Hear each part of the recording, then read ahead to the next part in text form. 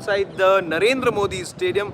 Yes, I did make that trip early this morning, and I'm so happy to be at the venue that is set to host India's first Super 8 match. India will be playing against South Africa, and the practice session, as far as they're concerned, the Indian team will be practicing later in the day. What I'm here to tell you about is the first practice session that I've seen already, and that was the South African team that I saw practice over the last couple of hours from 2 o'clock to 5 o'clock. That was their window to practice at the Narendra Modi Stadium that you see right behind me, by the way. I'm so sorry I cannot be showing you what's there in the opposite. I see some nice branding over here of the World Cup that's been done, but for reasons that you will understand, I cannot show you what the stadium is looking like right now. But to my right, in fact, is the media box. This is where the press conference will be taking place. 5:15, that press conference of the Indian team will be taking place. Do I know who's coming for this press conference? I don't have the answer to that question right now,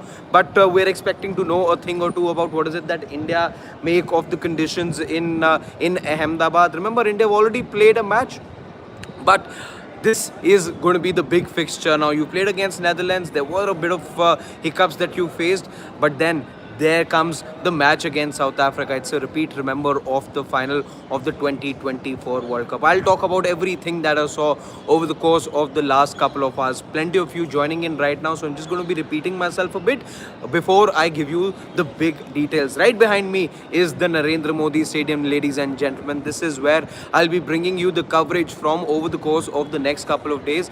The South African team has had its practice session done, but can I tell you something? Not a lot of the players showed up. In fact, I looked at the official roster as well for the South African team. Interestingly, both their sessions today and tomorrow both have been marked as optional training sessions. However, I have managed to pick up something with regards to tomorrow's session that will interest you. Now, one of the reasons why the South African team did not show up in full strength today, from what I understand, today was a day session that they had. 2 to 5 was their window. In fact, they wrapped up by around 4:30, quarter to 5. They were nowhere on the main surface of the Narendra Modi Stadium. There are nets right outside the main pitch as well, right outside. It's still part of the Motera compound, as you understand, but that's where some of the batters were having a go. But as far as practicing on the field is concerned, things wrapped up by around 4:30, quarter to 5. But what did I see? And yeah, before I tell you what I saw, let me answer that question. Why is it that only a few players showed up today? That's because South Africa had a day session today. Tomorrow is when they have an evening session, and what I have picked up is tomorrow you're looking at the batters turn up because they want to be practicing under the lights. Remember, this stadium does not have those tall towers. This is a stadium that has a ring of fire, as you see in Dubai. So practicing under those lights is really the key, and that's what the South African team will be looking at tomorrow. So the expectation is that tomorrow you will see a whole lot of South African players turn up. The batters, as I said, there was only Devil Brevis and there was Tristan Stubbs that I saw. Otherwise, no other batter. The only recognized batter, so to say, that I could see was somebody from the coaching staff in Albie Mortal. But what is it that he did is also something I will come to in just a bit. So let's start. How is it that the South African net session looked? It started bang on time, 2 o'clock, a little before 2. In fact, some of the players had started to come up. It began with the usual warm-ups. It began with the usual running around the pitch as well, running around the ground. Speaking of the ground, in fact, I noticed something interesting. The grounding does look to be pulled back in, because I was standing right behind the digital hoardings, and I could see the marking that was done for the boundary rope, and it felt like from what you usually see in this stadium, and there was still a lot of ground left from where I was standing closer to the digital boards. There was still some grass I could see, so I just had a feeling that the boundary had been pulled back a bit. We're still awaiting to know, and as soon as I get to know, I will tell you what is it that the boundary dimensions look like. But now enough's enough about dimensions, etc., etc. I want to now tell you what is it that I saw in that South Africa practice session. Now let's start from scratch. The players who turned up. There was a Corbin Bosch, there was a Keshav Maharaj, there was an Aiden Markram. An Aiden Markram who possibly had the busiest practice session right now. And then you also had the speedsters. No Marco Jansen though. Marco Jansen is the big name that was missing, because otherwise I saw everyone else but Marco Jansen. So there was a Kagiso Rabada, a Lungisani Ngidi, a Corbin Bosch who wasn't bowling his usual medium pace but was seen still taking a few steps and rolling his arm over. And then there was Quena Mafaka as well. I'll now begin to tell you what is it that I saw player by player, because there are a few things that I picked up. Let's start with the number one thing that I picked up from this practice session, and that is the amount of activity that I saw the captain be in. Aiden Markram was a very busy man today, and from what I could see, he has some plans. There is something that's been discussed in that South African dressing room, which he was trying to execute. Now, the one thing that stood out about the way that he was bowling, one, he was trying that quicker one, and the moment he was trying the quicker delivery, it would hit the stump. So, if I'm looking at how is it that he's planned to bowl in the power play or in the middle stages, if he's bowling the quicker one, the idea is to knock the stump off, and that's exactly what he did on 3 occasions that I could count, unless I missed out on an occasion too.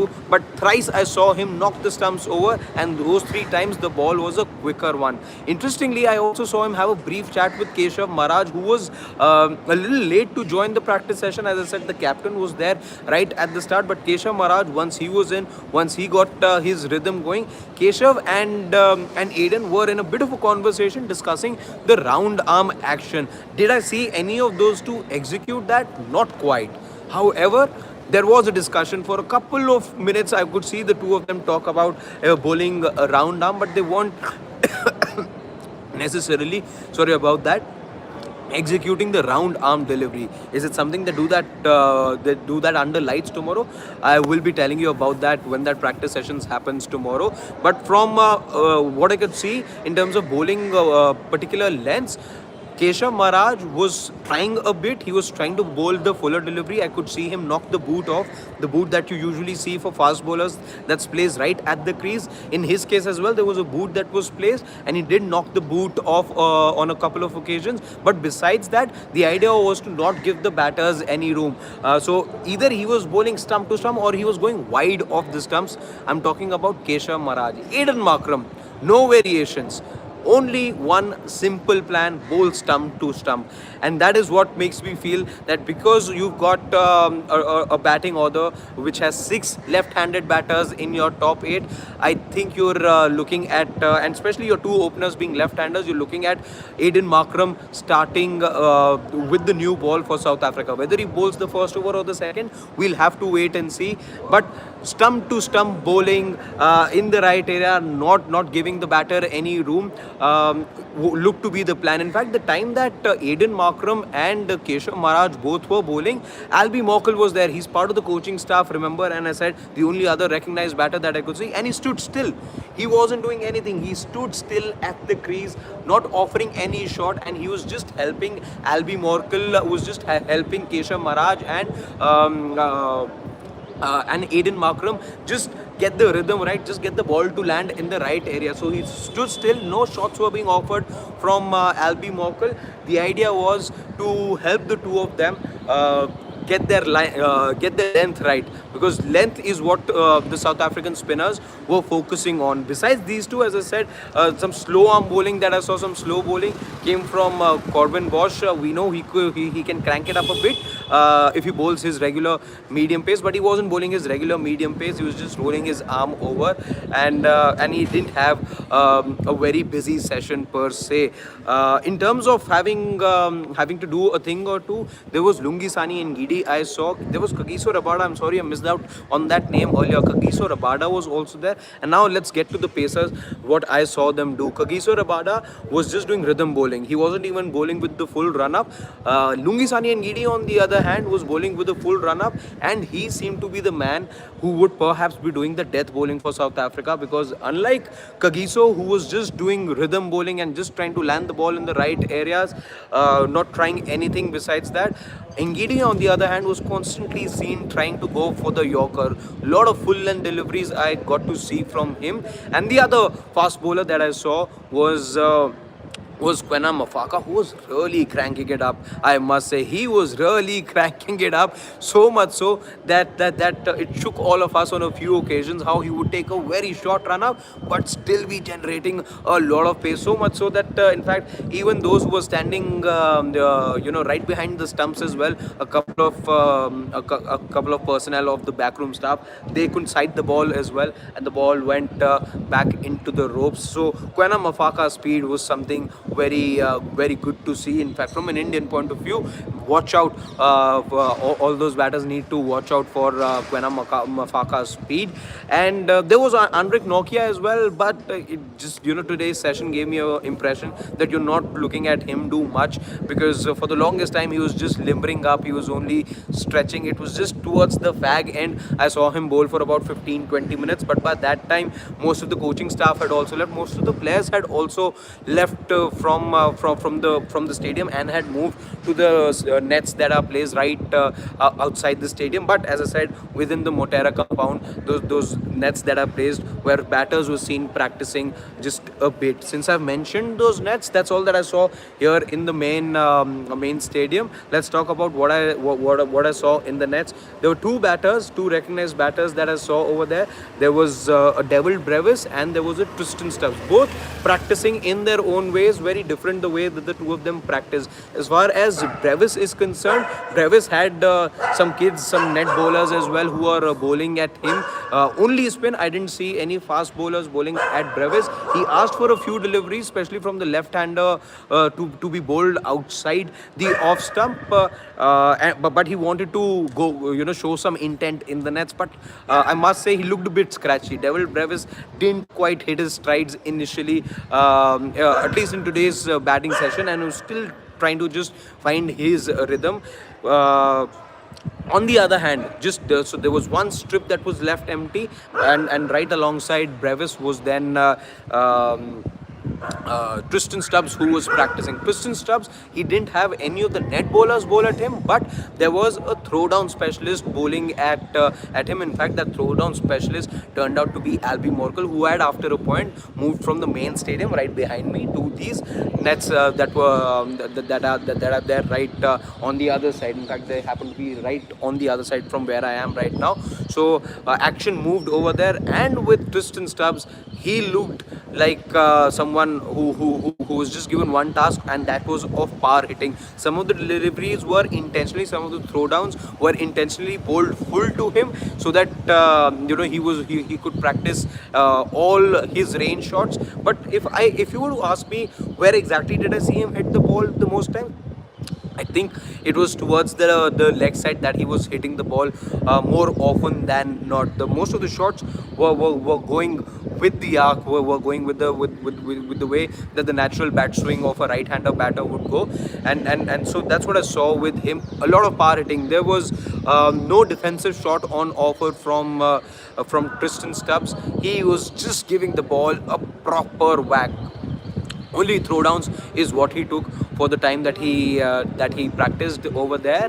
And just for a fleeting moment, then I saw, after Keshav Maharaj was done bowling over here, the rhythm bowling that I just talked about as well, after that it was Kagiso Rabada and Keshav Maharaj, who then headed to the back nets over there, and it was Maharaj who was then padded up at that time. But that session did not last for an awful lot of time, as I understand. So that's what I have seen till now. I'll quickly be taking a few questions, because in the next 15 minutes right here, as I told you guys, this is the media zone. This is where the press conference will take place. I don't know who will be turning up for that press conference. It's an India press conference. So once that press conference gets over, I'll be coming to you guys live once again to share details of that press conference.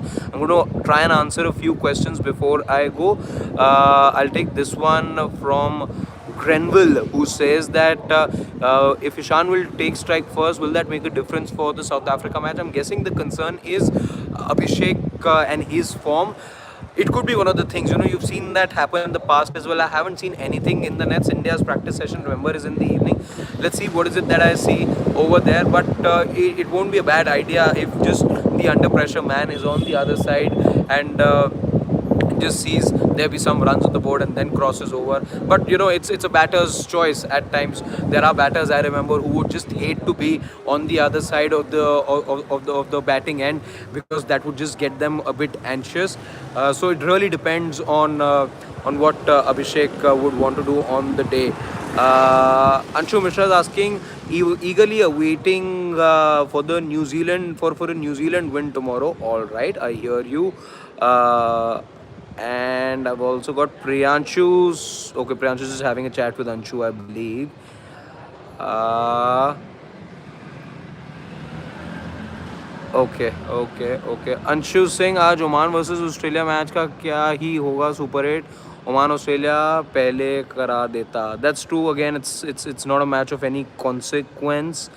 And Mr. Saransh Thapan, my dear colleague, is just being a bit naughty in the comment section.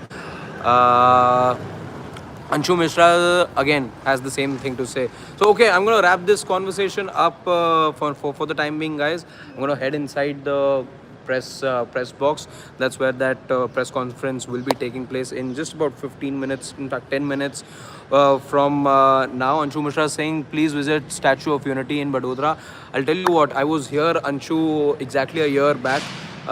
In fact, I had come down to this stadium a year back as well, but that time it was for the Coldplay concert, and I did visit the Statue of Unity at that time. I did have a spare day with me at that time, so I did go down to Vadodara. In fact, if I recall correctly, it's a good couple of hours away from Vadodara as well.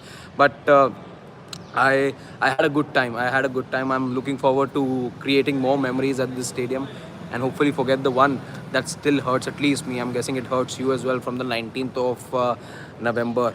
So for now, taking your leave, but joining you guys after that press conference gets done with. Thank you, take care, and subscribe to Sports Today.